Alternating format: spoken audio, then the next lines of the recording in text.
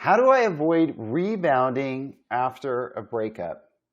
Well, a rebound is basically a short-term relationship that you engage in to take your mind off of the grief of a breakup.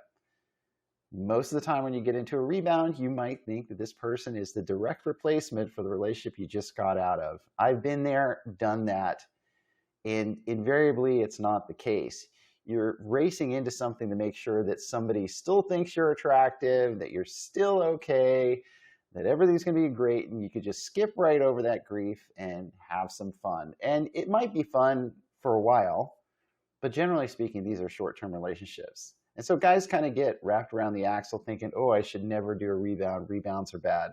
Well, rebounds are not necessarily good or bad. It's just helpful to realize when you're in one. That's the main thing.